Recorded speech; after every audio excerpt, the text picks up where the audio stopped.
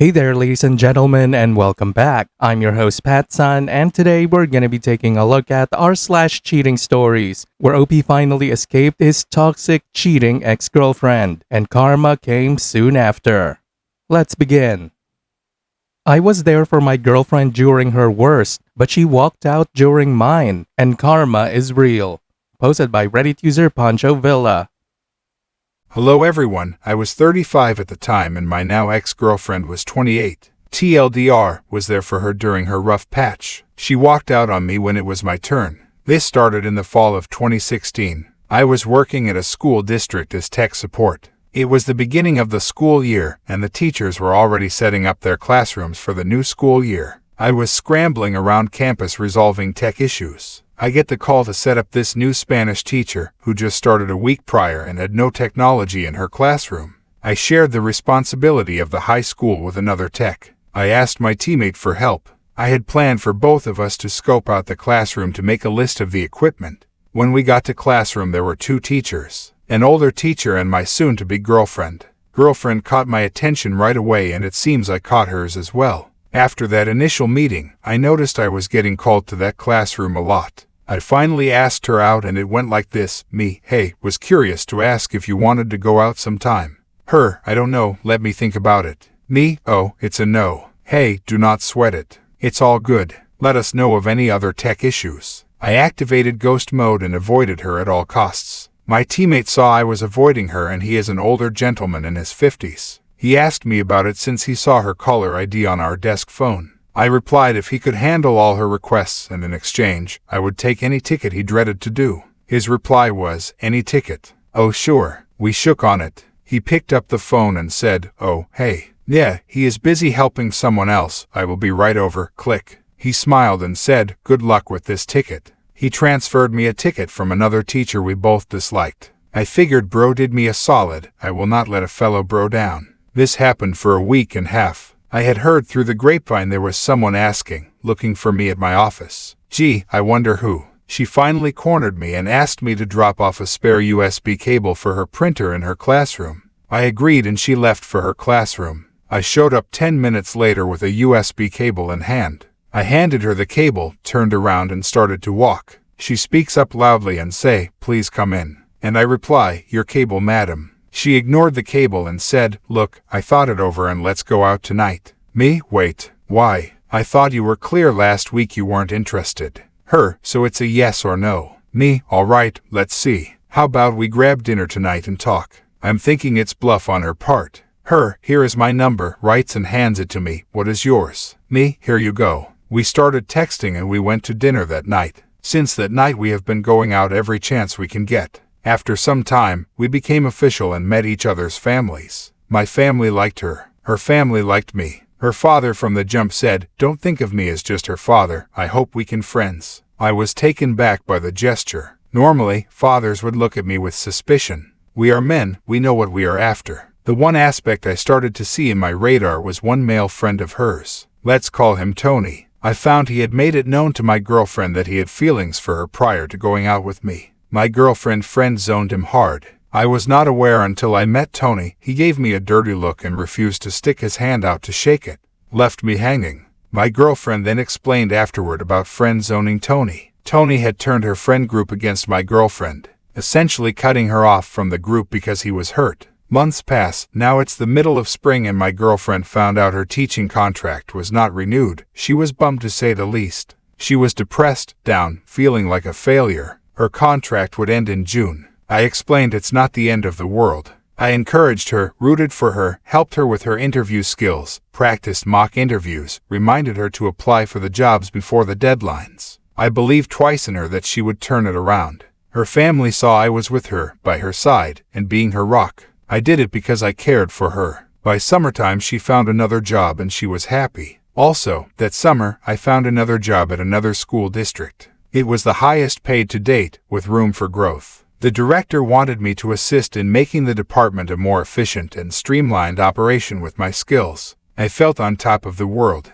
Having a loving girlfriend, new job, both planning a future together. My job description stated to work on servers, networks, help desk support, and assist with higher-level technician. There was no mention I had to report to him. My boss was the director. The reality was the opposite. I was a glorified secretary for the higher-level technician. I have over 10 years of tech experience, but I was only fit to answer the phone. Even when I answered the phone, it was the wrong way of doing it. The high-level technician, Raymond, was very micromanaging to the 1000th degree. If I did any slight difference than his way, I was getting ripped a new one by him. I had enough and spoke to my director to get clarification. The director stated Raymond was not my boss, he was. I did not have to clear things with him and he would talk to him. Nothing changed. Raymond would leave for a day here and there and I was assigned other techs to babysit me since I was new. Those other techs were amazed and said, "Bro, you are rocking this place. You don't need our help, but we are here to help." They gave positive reviews to the director. At the end I started to look for another job since it wasn't changing. Raymond was still not letting up and I was stressed out. The director stated to me, "Look, don't leave, I will fix this. Don't leave, okay?" I believed him and canceled an interview I had that looked like a sure thing. That's stupid! You're stupid! Stop being stupid! Later that week, I was terminated at the end of my probation January 2018. The reason stated by the director, "Yeah, it's not a good fit and also a little birdie told me about you." When I pressed him who said what, he clammed up. I believe my old former boss was at it again. I was burnt out, stressed out, and now unemployed. I had saved enough money to weather the storm for a long time, but did not plan to stay unemployed for that long. It was January. I figured the best time to apply for a school district job was in summer. I figured I would take a few months off, relax and further my training a bit. Well, that was the original plan. During December and January there was a winter party with her friends. I went with her. Tony was there and saw me. Everyone shook my hand and Tony made it obvious to not shake my hand. I was talking to the main leader of the group, since he was the host of the party and it was his home. We got along fine. As we were leaving, I saw from the corner of my eye another of her friends had hugged my girlfriend. He held her not in a friend's hug, but a little longer and longing. I talked myself out of my bad thoughts and ignored it for now. We left the party together. What did my girlfriend do while I was unemployed? She was supportive at the start. When I told her my plan, she was all gung-ho. Then it's March, April, here comes May. Girlfriend and I started to have more arguments, and it was becoming draining and I was losing focus. Tony came back into the picture and started to invite my girlfriend to more hangouts. My girlfriend really wanted to spend as much time with her friends and catch up. I figured go ahead, which would give me time to study and get one certification. She was pulling away, drinking more with her friends, making plans with the guy, Sarge, from winter party. I asked her what was going on. She assured me it was in my head and she only loved me. What my girlfriend did not know was I was applying to every job under the sun and was getting nowhere. I reached out to a former intern who became a director at a former employer. I gave him a letter of recommendation, sat on the interview panel and voted for him to get his first job with us. To tell me, if I become a boss, I want you on my team. Well, here was the chance and I applied and never got a call back. One day we were in my bed. I was stressed, frustrated, and nothing was going my way. My girlfriend picked up on it. Her, "Sweetie, what is wrong?" Me, "I can't get any traction. I don't know what to do. My network doesn't return my calls. No interviews, nothing." Her, "It's okay, don't sweat it. I am here." Me, "Look, my worst nightmare right now is you leaving or walking out on me." Her, "I would never leave you. I got you and I love you, you hear me?" My girlfriend mentioned why don't I stop by her place after she gets off work so we can go out and make me feel better. She lived 45 minutes away. I figured why not. The majority was her coming to my place. I went to her place and she was not there. I called her and she had forgotten and needed to stay at work for a bit. But she was on her way and don't leave. I stayed at a local park for an hour. She meets up with me and we hang out. This happened 2 more times. My girlfriend kept on staying late at work. She invited me over to her job and we had a date after work. I saw her male coworker and when she waved at him, he had a smirk on his face. Also, she kept on talking a lot about her principal. Then her car had issues and she called me that it wouldn't start. I told her I would be over and can use my AA membership to tow it to her place. She said she would let me know in a few minutes. Didn't hear from her on it other than, "I forgot, I am sorry," when I asked her sister at her parents' house dinner reunion. Her sister said she was the one who went over to pick her up. I told the sister that I was on my way, but girlfriend said she would call me and never did. The sister looked at me and said, "Then did she call me? If you were on the way, doesn't make sense." I was stuck in traffic for a bit and it was a long night until she found her keys too. A lot of things that did not make sense to either of us. She came over and it was my mom's birthday and the family was taking mom out to a restaurant. As we get out the car, I grabbed my girlfriend's hand and she pulled away. My mom saw that. While we were eating at the restaurant, this group of 4 people from another table got up and leave. I had my arm around her and she made a stink how my arm around her was uncomfortable. I whisper in her ear, "What the hell is going on? Why don't you want people to know we are dating? We will talk about this later." Much later my mom had explained to me she saw the hand and her reaction to the group that was leaving. My mom thought something was off and wondered if she had checked out. Which leads to the next part. Now it's May 2018. We are arguing a lot more. I had enough and called her out on her bad behavior. Every other sentence was, "My friends, plans with my friends, didn't I tell you?" Me, what is your problem? You have time to meet with your friends during the week and weekend. Why am I getting crumbs? Her, what? I can't hang out with my friends. Me, look, in the last 3 weeks I barely saw you for a few hours on 2 occasions. Yet, you had dinner with coworkers, friend group, and Sarge every other day. What the hell? Her, what? What do you want from me? Me, just be supportive, be here in my corner is all I ask. I shouldn't be asking. Her, are you asking me to choose between my friends and you? Me, look, I see 2 outcomes and you decide. A life with me or a life without me. Pick which one you want. Her, it's not my fault you don't have job. I told you to roll with it until you found something better. Me, this is temporary. If you stick it out with me, my plans were by fall or winter to get on a knee. But your actions tell me you want out. She was wanting me to call it off. I told her to think it over. Don't decide when we are heated. But all I can offer is something long-term. But I will not be fighting for someone who does not want to stay. She agreed and she went home and 2 days later we had a phone call that went like this. Me, so you decided. What is your choice? Did you speak to your parents for guidance? Her, look, we are both not happy, so call it. Me, why me? You want out, you call it. I think we can fix this. Yes, I was dumb. Her, I am just getting my friends back and they are important to me. Me, so you made your choice. Let me ask, when did you stop loving me? Her, please, don't make me answer that. Me, oh wow, really? You did not, did you? This is where I think she was messing with Sarge or someone from work, or both. Look, stop wasting time and end it. Her, you end it. Me, it's simple, repeat after me, okay? OP, it's over. Her, OP, it's over. Me, great, it hurts like hell. I respect your decision. I don't agree with it, but I respect it. I wish you all the best. But I will forever remember you leaving me at my worst. When I stood with you at your worst. It's okay, bye. Her, no, don't say it like that. Me, am I lying? That is how I am taking it, bye. Click. I was a mess. No job, no girlfriend, nothing was going my way. My family came in and showed me they had my back.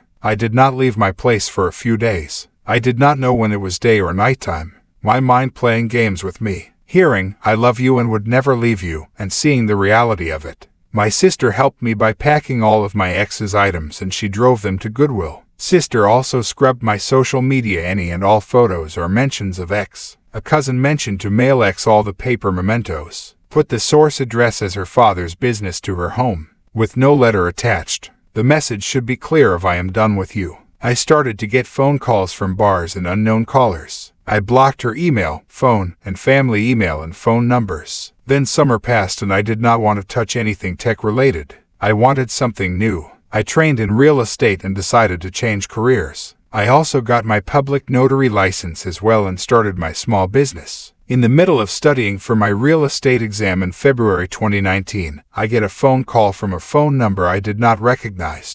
I let it go to voicemail. I played the voicemail and it was her. Her, OP, it's me. I'll call you tonight, okay? I do a trace on the phone number. Turns out it was from the county mental health services.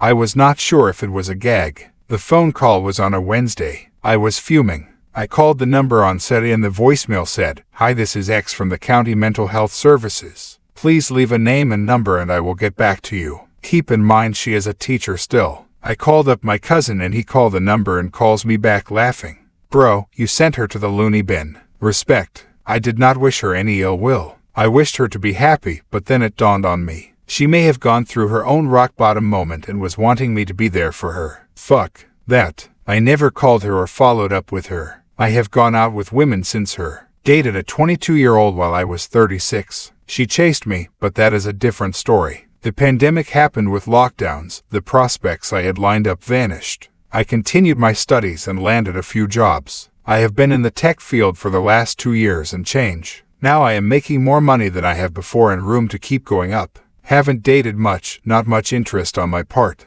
I have been enjoying my hobbies and just living my life in peace. Now I am grateful for the director that terminated my job. I would not have known the girlfriend I had would do me dirty. I would not know that focusing on myself would bring me more money and advancement than when I was with her. Thank you.